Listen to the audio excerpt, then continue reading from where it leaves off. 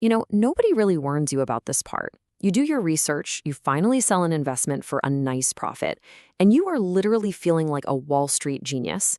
And then tax season shows up like an uninvited guest asking for a cut. So let's break down exactly how this works before it completely catches you off guard. Okay, let's dive right into this explainer. We're going to cover 5 key areas today. 1, the hidden tax surprise. 2, defining capital gains. 3, the 1-year rule. 4, smart tax strategies. And 5, we'll bust the big withdrawal myth. Starting with part 1, the hidden tax surprise. There is a huge knowledge gap in the financial world. Everyone is always talking about what to buy, right? But practically no one prepares you for what actually happens when you hit sell. I mean, the entire goal of investing is to take profits. But the very second you decide to cash out, you trigger an immediate taxable event. Which brings us to part 2, defining capital gains. A capital gain is, quite simply, the profit you make on an investment when it's finally sold. Now, it's absolutely crucial to understand that these gains are fundamentally different from the ordinary income you earn at your day job or running a business. This tax is purely based on the increase in the value of your investment. And that introduces a very important concept called your basis. Think of your basis as your starting line, your original investment amount. The crucial point here is that your basis is subtracted from the final sale price.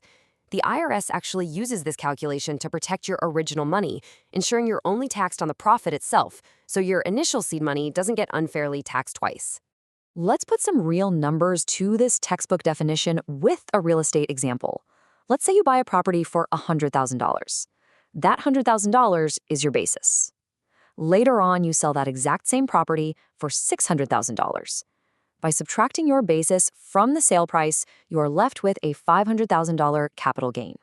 That $500,000 is the specific portion that the government taxes. But wait, what if you haven't sold it yet? Imagine you buy a share of a stock for $50, and over a year it climbs to $60. You have a $10 profit, sure, but right now it's just an unrealized gain. It's essentially just paper money. You do not owe a single dime in taxes on that growth until you actually execute the trade, which closes the position and transforms it into a realized taxable event. Moving on to part 3, the 1-year rule. This is kind of the big plot twist of this whole explainer.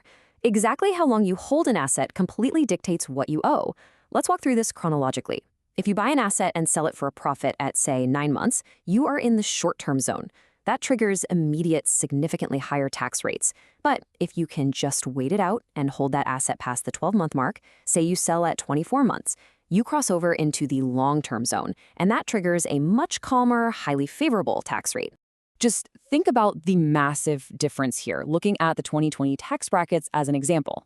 If you hold for 1 year or less, your short-term gains are taxed exactly like ordinary income, ranging anywhere from 10% all the way up to 37%. But if you look at the long-term rates for holding more than a year, they drop all the way down to 0%, 15%, or 20% depending on your overall income. It's literally night and day. And here's why that short-term rate can really sting. Let's say you earned $82,000 in ordinary wages from your job.